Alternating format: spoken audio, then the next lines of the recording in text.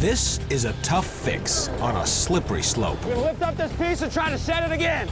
Come on. We're building a new lift at one of the oldest ski areas in the USA. We have to fly on Monday, and I can't take it anymore. The job site, the side of a rugged mountain. A difficult place for heavy machinery. This is brutal. The flying steel doesn't get you. The mountain will. We've got to move and install tons of metal in a very short time. So we're calling in a little help from above. A custom flying crane. We're building a ski lift on the side of a mountain, flying tons of steel with a helicopter. Sound nuts? It is. We're in Wyoming, Cody, Wyoming. Backyard of the famous Yellowstone National Park. This is Sleeping Giant ski area. It was a big part of Cody's winter economy. Now, about 4 years ago, the chairlift shut down and the mountain closed its doors for business. After a couple years of intensive fundraising, the community have gotten together and they're ready to bring their mountain back to life. The people of Cody raised the cash to build their new ski lift, but the budget is tight. To save money, they're using the spare parts of retired lifts from around the country. So you're really building a Frankenstein lift here? For sure. Yeah, got it. A cool Frankenstein. A cool Frankenstein, well, that's a given. The challenge is to take them apart and build a totally new ski lift with the recycled hardware. Basically, this is how it looks on paper. First, we have to rehab and rebuild 10 towers from piles of used parts.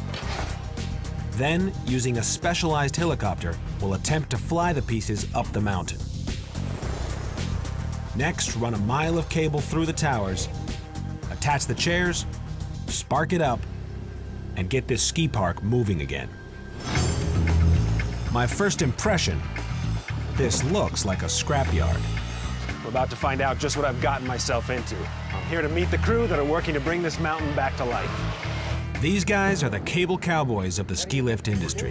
That thing should have been done 30 minutes ago, except everybody's chit-chatting. Kyle Clark is the hard-headed project manager. Now imagine doing this in the helicopter. We've got to do it in 10 seconds or less. Jeff Kelso is the calm right-hand man. They travel all over, building lifts in backwoods locations. Anything else I don't know about him? I'm gonna take it back up. Yeah. I gotta go work with him right now.